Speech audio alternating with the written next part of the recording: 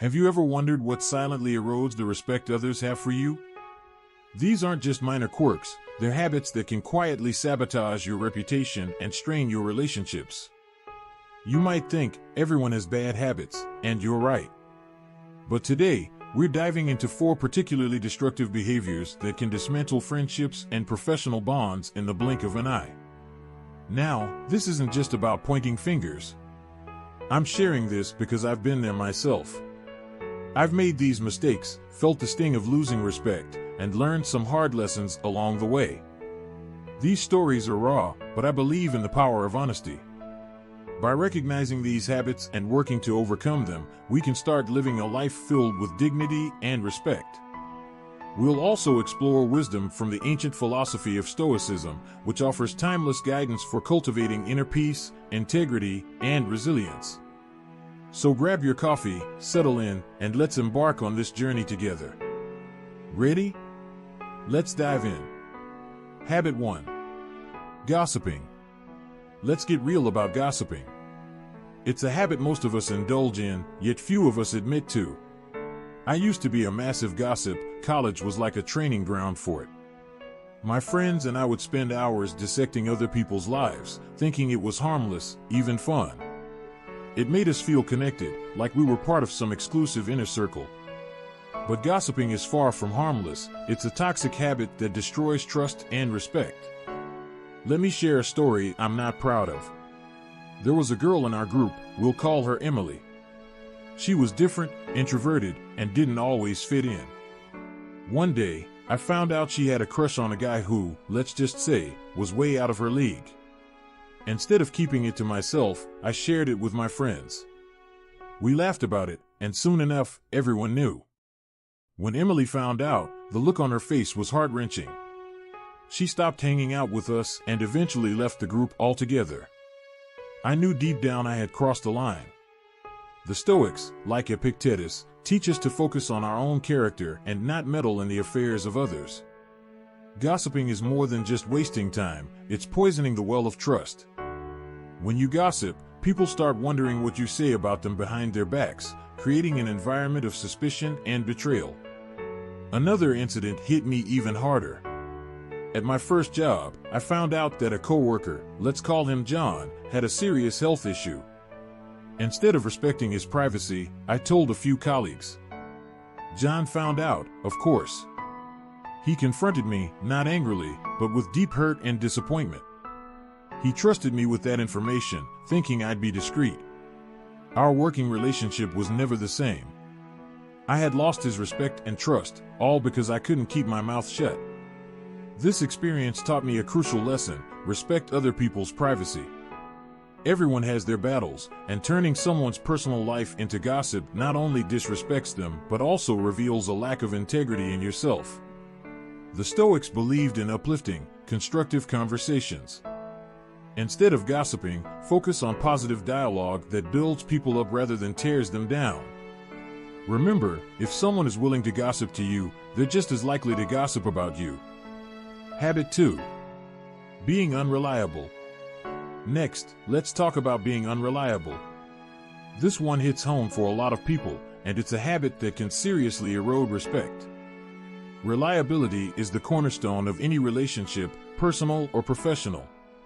If people can't count on you, they'll quickly lose respect for you. I've got a story about this one. In my early 20s, I was known among my friends as the flaky one. I'd make plans and then cancel at the last minute or just not show up at all. I thought it was no big deal, life is busy, right? But one incident really opened my eyes. A close friend of mine, Sarah, was throwing a birthday party. She had planned it for weeks, down to every detail. I promised I'd be there. But on the day of the party, I got caught up in something else and decided not to go. I didn't even bother to let her know until hours after the event had started.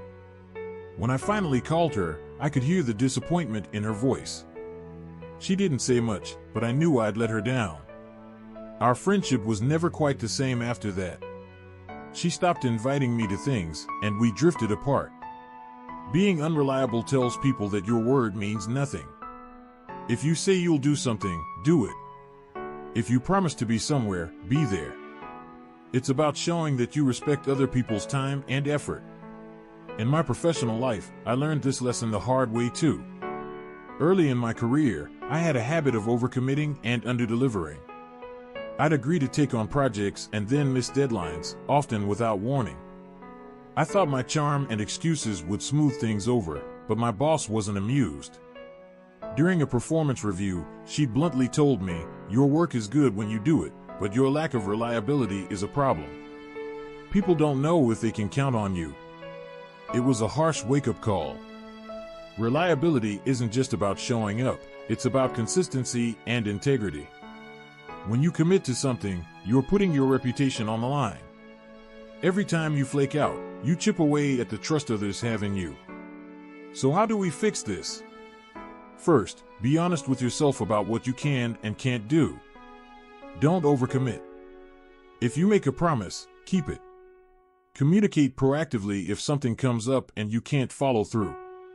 Show that you value other people's time as much as your own. By being reliable, you earn the respect and trust of those around you. It's a simple but powerful way to strengthen your relationships and build a solid reputation. Habit 3. Interrupting others. This next habit is controversial because so many people do it without realizing it. But let's be real, constantly interrupting others is a huge sign of disrespect. It says, "What I have to say is more important than what you're saying." It's a habit that not only frustrates people but also makes them feel undervalued and unheard. I used to be a chronic interrupter. I thought it showed enthusiasm and intelligence. But in reality, it showed a lack of respect and patience.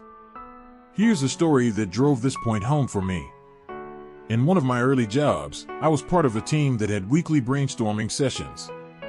I was eager to impress, so I'd constantly jump in with my ideas, often cutting people off mid-sentence. I thought I was being proactive, but my coworkers saw it differently. One day, during a particularly intense meeting, my manager stopped the discussion and addressed me directly. "You need to let people finish their thoughts," she said bluntly. "You're not listening, you're just waiting for your turn to speak." I was embarrassed, but it didn't end there. After the meeting, a colleague pulled me aside and said, "Do you even realize how dismissive you come across? It's like you think your ideas are the only ones that matter." That hit me hard. I didn't see myself as dismissive, but clearly, that's how I was perceived. Interrupting others is more than just rude, it shows a lack of self-control and respect. The Stoics valued listening and understanding over speaking. Seneca advises us to be patient and considerate in our conversations. I remember another incident vividly. I was out with friends at a bar, and one friend was sharing a deeply personal story about his struggles with anxiety. Halfway through, I jumped in with my own experience, thinking it would help him feel understood. Instead, he looked at me and said, "Can I finish?" The mood shifted instantly. What I thought was empathy came across as hijacking his moment. That night, I realized something crucial: listening is more than just hearing words.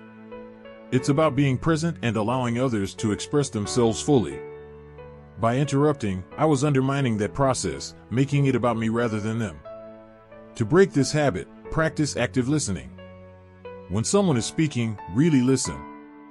Don't just wait for your turn to talk. Give them the space to express their thoughts completely before you respond. It's a simple but powerful way to show respect and build stronger connections. Remember, interrupting signals that you think your words are more important than theirs. It's about valuing others' contributions and fostering an environment of mutual respect. The next time you're in a conversation, challenge yourself to truly listen. You might be surprised at how much more you learn and how much more respect you earn. Habit 4. Complaining. Finally, let's talk about complaining. Complaining is a habit that's not only annoying but also deeply corrosive. It's one thing to vent occasionally, but constant complaining can turn you into a negative force that people want to avoid. This habit can drain your energy and the energy of those around you, leading to lost respect and damaged relationships. I used to be a chronic complainer. I thought it was a way to bond with people, to find common ground over shared grievances. But it didn't take long for me to realize how destructive this habit was. A few years ago, I worked at a job that I found incredibly frustrating. The workload was heavy, the management was disorganized, and the office politics were exhausting. Every day, I would come home and unload all my complaints on my family and friends. I thought I was just venting, but in reality, I was spreading negativity. One evening, my partner finally said, "Do you realize how much you complain? It's like every conversation we have is about how awful your day was. It's draining." That hit me hard. I hadn't realized how my constant complaining was affecting the people I cared about. Instead of being a source of support, I had become a source of negativity. Complaining not only brings down your mood, but also drags others into your negativity. Over time, people start to avoid you, not because they don't care, but because they don't want to be pulled into that negative energy. The Stoics teach us to focus on what we can control and accept what we cannot. Instead of complaining, they encourage us to find solutions or, if that's not possible, to change our perspective. Another moment of realization came at work. I noticed that I was being excluded from certain meetings and discussions.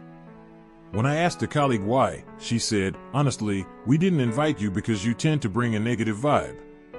We needed the team to stay motivated, and we were worried you might dampen the mood." That was a wake-up call.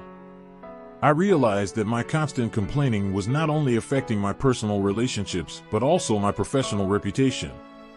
I was seen as a complainer, someone who focused on problems rather than solutions. This was not how I wanted to be perceived. So, how do you break the habit of complaining? First, become aware of how often you complain. Pay attention to your words and your thoughts.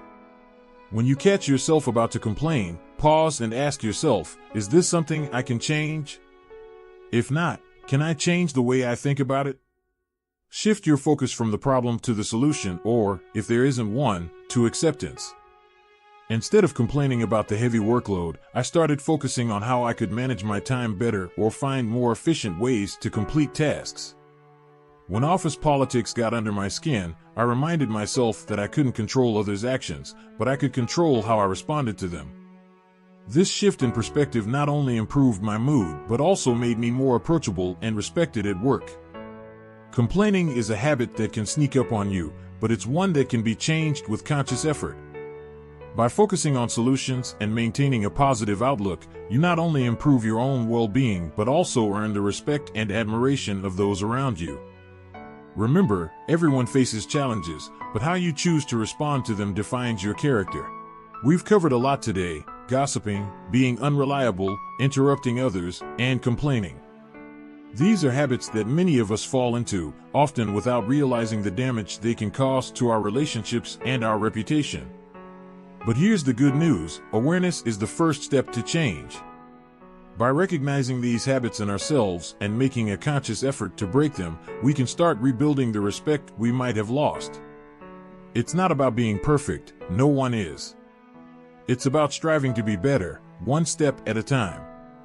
Remember, respect isn't something you're entitled to, it's something you earn through your actions, your words, and your character. The ancient Stoics believed in the power of self-improvement and self-discipline. They taught that by focusing on our own behavior and striving to be the best version of ourselves, we could live a life of integrity, dignity, and respect. So, take these lessons to heart. Start today by being mindful of your words and actions.